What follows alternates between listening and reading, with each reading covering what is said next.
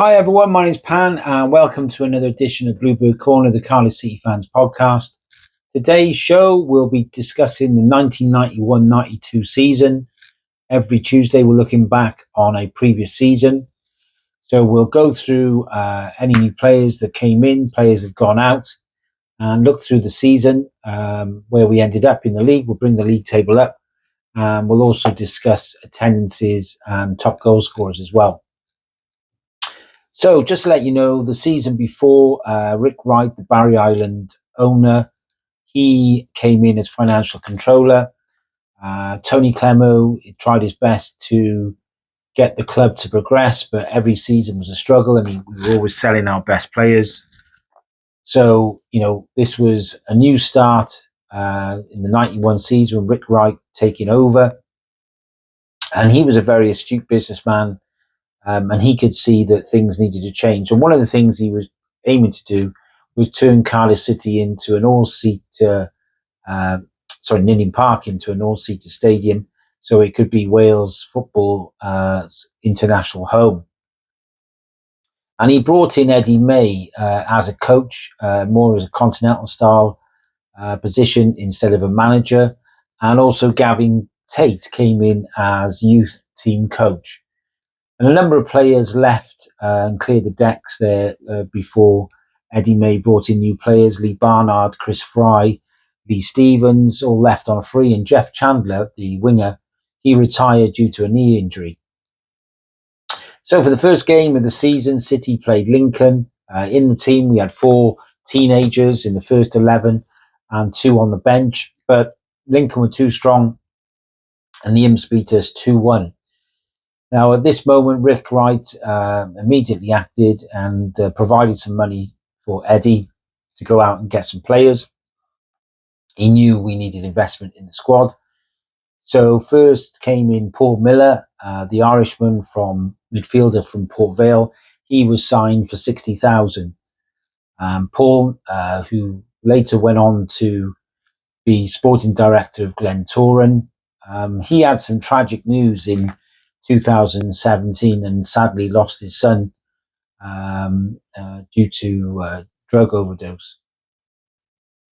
We also signed Carl Dale. Carl came in from Chester, the striker born in Colwyn Bay, and Carl was pivotal in City doing well over the 90s. He actually played 211 games for City, and he scored 71 goals in that time. And after playing football, Carl ended up going into being an electrician. He is still an electrician now. He's been doing that for 20 years in Newport. Actually, his last club was at Newport, where he scored a goal every other game. And we also brought in another player who was well liked by City fans, and that's Paul Ramsey. He signed for 40,000 from Leicester City. And the Irishman, he did really well for Cardiff City. He scored, he played 69 times for City. He scored 7 times. And he ended his playing career at non-league Kings Lynn. So those 3 signings were really important to Cardiff City. They're very, very good players. But it does take a few weeks for the players to settle in. And after a 3-1 defeat at Barnet in September, City are now down to 14th in the league.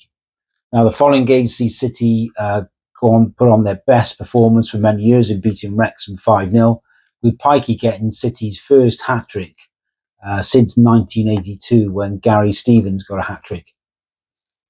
But the international break came in at that time, and that stopped the momentum for Cardiff City, and City lost 3-0 at Mansfield. Now, City then goes on an 8-match unbeaten streak, beating some of the top sides in the division like Rotherham, and City moved back up to 10th.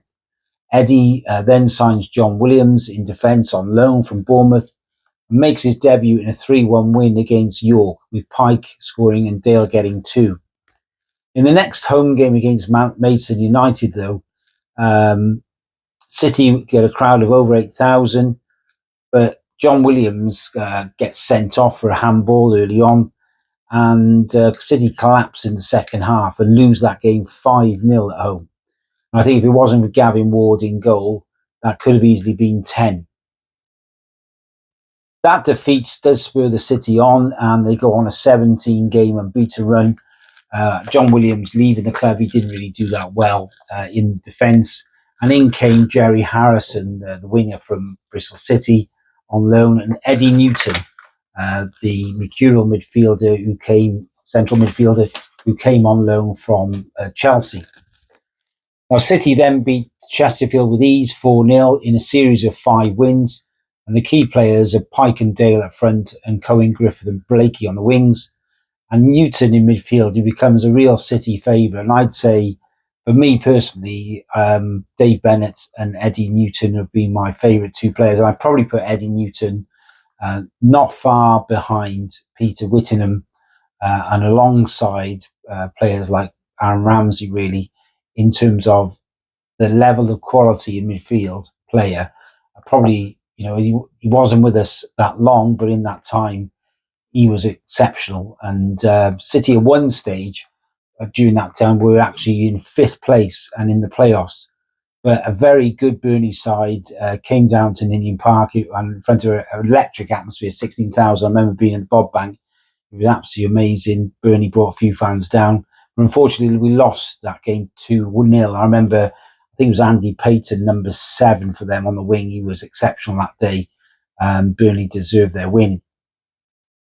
So City are now 7th, and Eddie May brings in Gary Bellamy on loan from Wolves. But City lose at home to Gillingham 3-2 and are now back down to 8th. City then beat Barnet 3-0 in Eddie Newton's last loan game. And this sort of changes everything for City. We lose at Burnley, and although we beat Wrexham 3-0, we have to beat Crewe to have any chance of finishing in the top 6. And in front of 10,000 fans, we only get a draw. So in the end, it petered out after some promising performances. We were certainly in a good position to get in the playoffs. But as you can see from that league table there, that we were only 4 points off the playoffs. And to be fair to Burnley were rightly champions. They were an exceptional side that year, and Blackpool went up by the playoffs.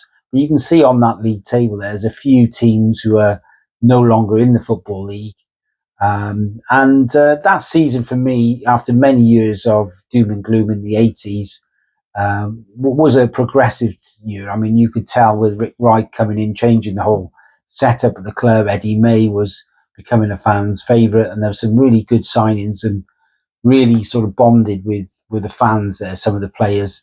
So this was the start, of what I call a revolution, but a sort of change in direction for Cardiff City and the fans. Although we didn't go up, it was a more positive season. And City averaged actually 50% more than the previous season, 6,191.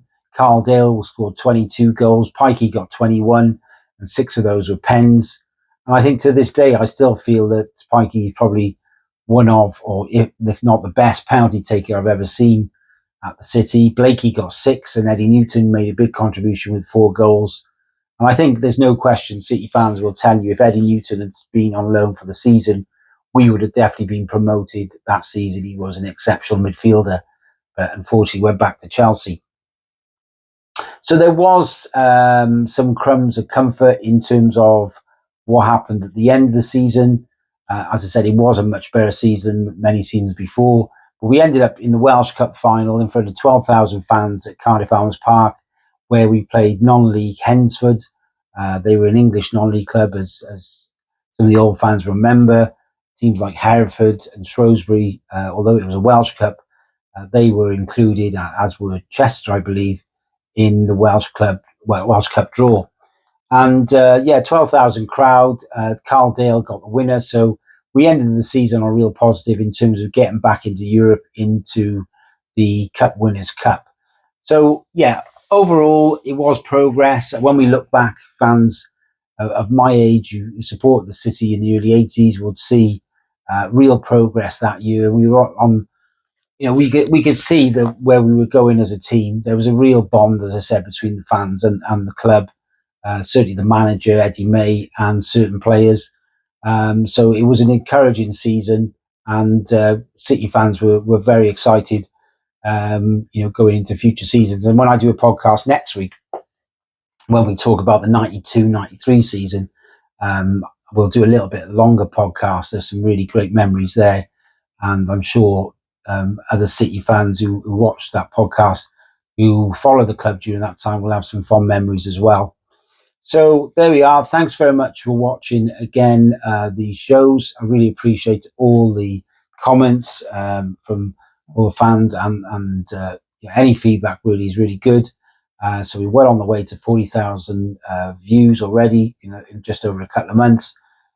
So thanks very much for your support, and we shall see you soon. Take care.